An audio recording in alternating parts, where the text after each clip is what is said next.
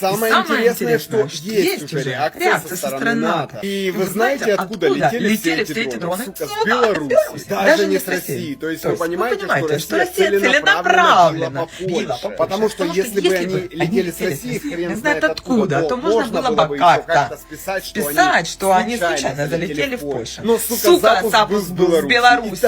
И там просто невозможно было ошибиться. А вот теперь только послушайте.